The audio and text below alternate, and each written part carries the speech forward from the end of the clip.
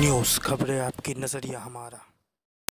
आदाब नाजरीन, आप देख रहे हैं KTN खिलाफत न्यूज। मैं हूं शकील सिद्दीकी। नाजरीन, आपको बता दें कि उत्तर प्रदेश की राजधानी लखनऊ में स्थित सुल्तानुल मदारिस को लेकर जिस तरह से जिला प्रशासन के लोग वहां पर पहुंचे, उसके फोटो खींचे और उसकी जमीन को कब्जा करने की कवायद शुरू की, से लेकर तमाम मीडिया चैनलों में भी खबरें चली।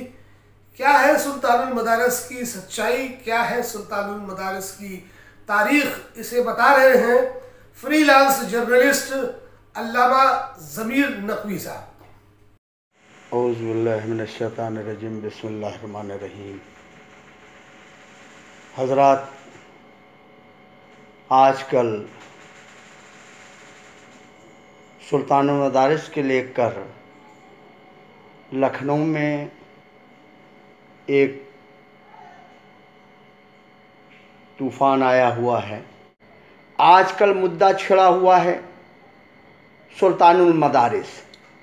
तो सुल्तानुल मदारिस मैं आपकी नॉलेज में ये लाना चाहता हूँ कि ये हुसैनाबाद ट्रस्ट के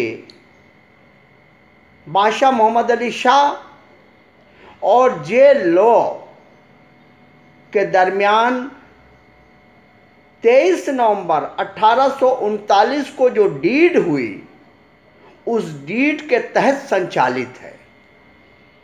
उसी डीड के तहत यहाँ की आज़ादारियाँ उस पर डिपेंड हैं। उसी डीड के तहत हिंदू बुढ़िया का ताज़िया भी बनता है, तबर्रुकात भी तकसीम होते हैं और नवाबीन को पेंशन भी दी जाती है, जिसे आप वसीक़ा कहते हैं। रहा सवाल सुल्तान मदारिस का, तो ये वो कदीम शिया मदरसा है कि जिसका शिलान्यास नवाब अमजद अली शाह के दौर में हाकिम शरी सैयद मोहम्मद रिजवान माब ताबेसरा,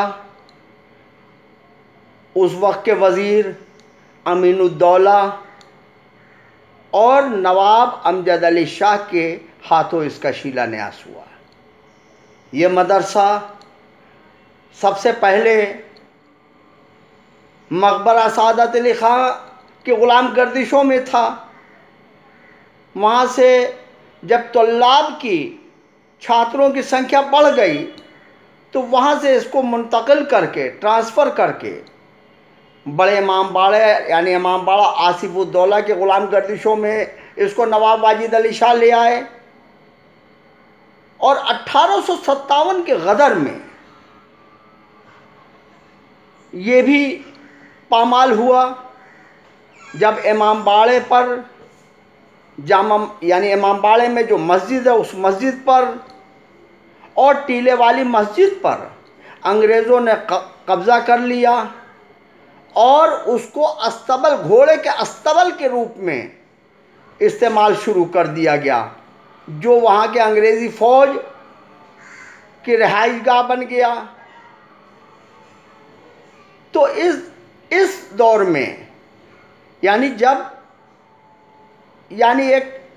उसके बाद से मौलाना सैयद अली नक़वी साहब उर्फ नक्कन साहब के दादा सैयद इब्राहिम साहब ने सर पर कफन बांध करके अंग्रेज़ों के ख़िलाफ़ मैदान में उतर आए और उनके साथ सारे शिया कौम थी। और अंग्रेज़ ये देख करके घबरा गए और उसका नतीजा ये हुआ कि अंग्रेज़ों को बड़ा इमाम बाड़ा छोड़ना पड़ा, मस्जिद बाज़ियाब करनी पड़ी और टीले वाली मस्जिद से भी कब्ज़ा हटाना पड़ गया। आखिरकार अब सुल्तानुल मदारिस का सवाल था, तो सुल्तानुल मदारिस का संग बुनियाद जो हुआ, ये करीब 1892 में जनाब इब्राहिम साहब ने किया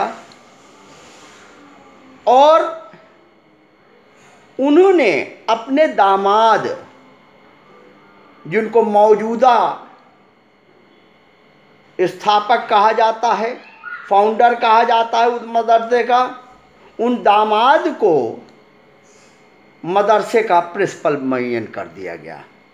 जबकि इसमें सबसे पहले जो मदरसे के प्रिंसिपल थे वो जनाब मुमताजुल उलमा सैयद मोहम्मद तकी जन्नत माब हुए।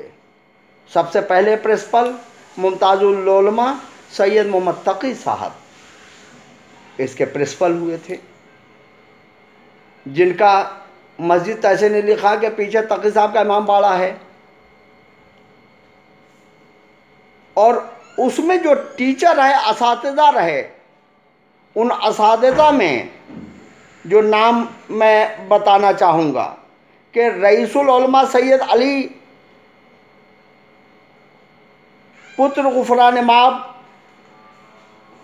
हुए। इन्होंने 7 भागों में उर्दू भाषा में तफसीर तौज़ीए मजीद लिखी। तो पहली विचारधारा के रूप में शियों की ये मदरसा कायम हुआ, और सुन्नियों की विचारधारा के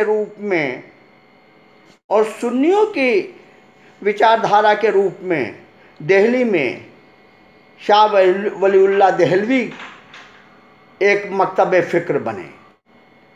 मौलाना अबुल हसन कश्मीरी साहब इसके प्रिंसिपल हुए।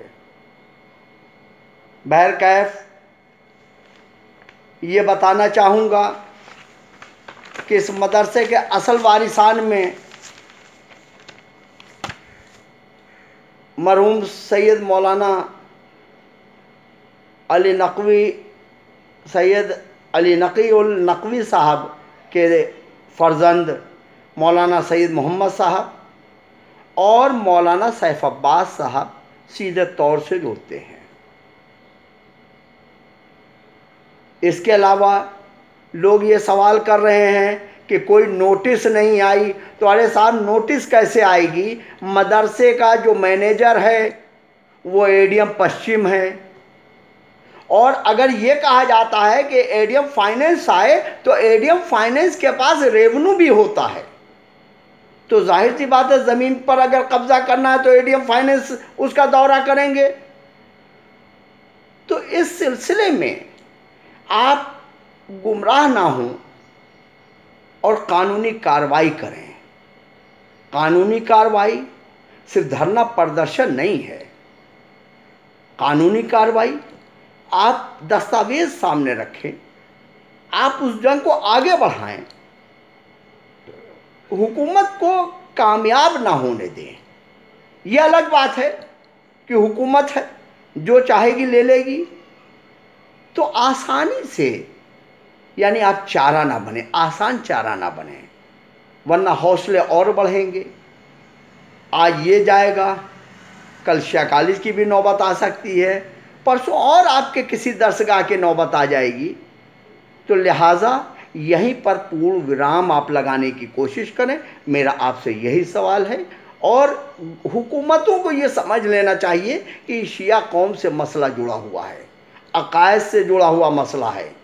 ये जहाँ अकायद की बात आती है वहाँ शिया कौम कुर्बानी देने से पीछे नहीं हटती है। इसी के साथ मैं अपनी बात तमाम करता हूँ। वस्सलाम खुदा।